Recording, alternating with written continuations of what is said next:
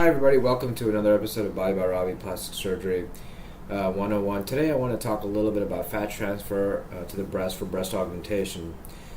Fat is a great way to increase the size of the breast, but there are certain limitations associated with it. So when a woman comes to the office and they're interested in increasing the size of their breast, their options in general are breast augmentation with an implant and fat as well as liposuction with fat transfer to the breast. There are limitations with it, and today I wanted to kind of focus a little bit about what the limitations are. If somebody comes to the office saying that they want a significant increase in cup size or volume, depending upon how much, what their goals are and what their expectations are in terms of what they want to look like, I may tell them that the best option is actually an implant for them. However, if somebody is looking to just kind of subtly increase the size of the breast. A lot of patients come in and they say, I've lost some volume in the upper pole of the breast. I've had some children, and I don't want to be bigger. I just want to be a little bit fuller at the top, and it's a subtle thing.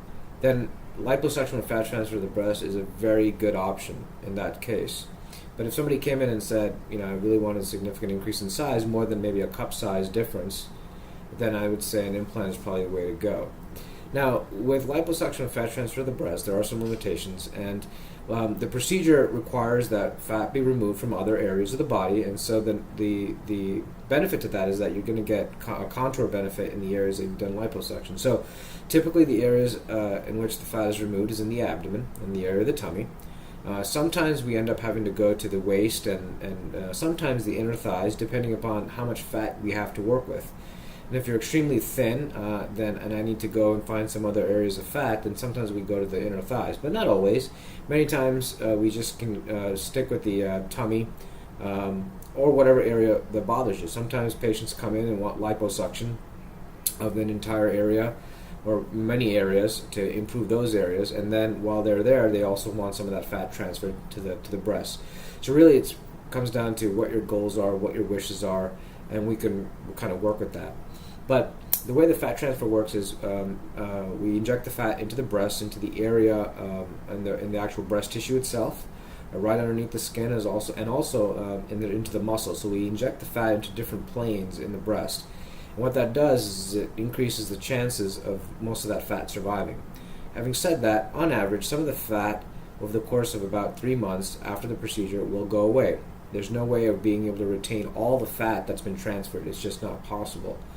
But there are certain things in terms of technique, the way the fat is removed, the way the fat's injected, that is important in order to maximize the amount of fat that stays in the breast after the fat transfer.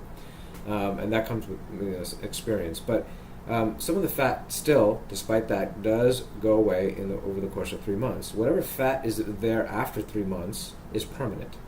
And so you can expect to see your final results with breast augmentation with fat transfer, or breast contouring, I'd like to call it, with fat transfer after about 3 months. Also, there's the case of swelling.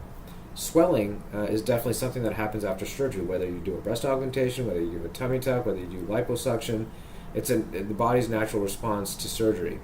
Swelling goes away in about, depending on the type of surgery, but swelling in general goes away in about 3 months. So after the swelling goes away in about 3 months and some of the fat goes away in 3 months, your final result in terms of what you look like in terms of the breast augmentation or the breast contouring with fat transfer can be seen in 3 months. So really, that's the final endpoint, and at that point is when you really evaluate what your size is. Now, if after 3 months you're looking for a little bit more volume, we can always go back and do a successive or another procedure to remove more fat and add more fat. It's always better to successively do fat transfer procedures than to put a lot of fat at one time, because if you put a lot of fat in one time, it's like putting a lot of air into a balloon. What happens? The balloon pops. Obviously the breast won't pop, but the more the fat dies as you put a lot more fat into a given volume.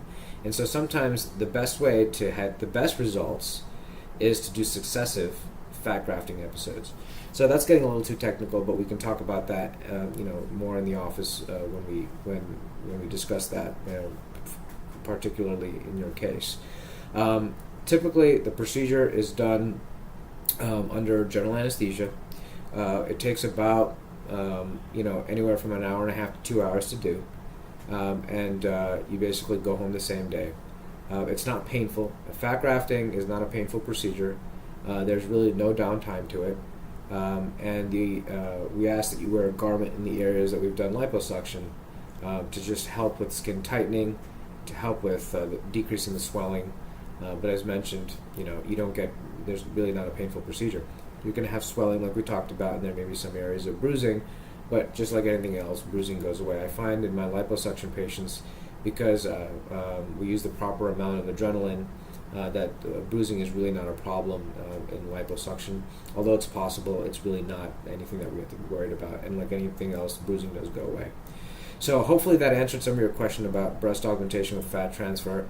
When you come in, be prepared to answer the question about your breast cancer history and family risk, because we may end up getting a baseline mammogram before we do the procedure to make sure that there's no question about what your follow-up mammograms may look like. And so that's not necessarily done in everybody, but in certain cases we end up potentially getting a baseline mammogram before we do the procedure. So when you come in, always be very, very honest about all your medical problems, because that's the time to share everything with your surgeon about any medical problems you have, what medications you're taking, family history, whether you're a smoker, because all those things play into having the best result possible in the safest way possible. So that's it for now, and hope to tune in to our next video and look forward to it pretty soon. As always, if you have any questions, please call the office or visit our website for some before and after galleries on liposuction with fat transfer to the breast, and look forward to the next video.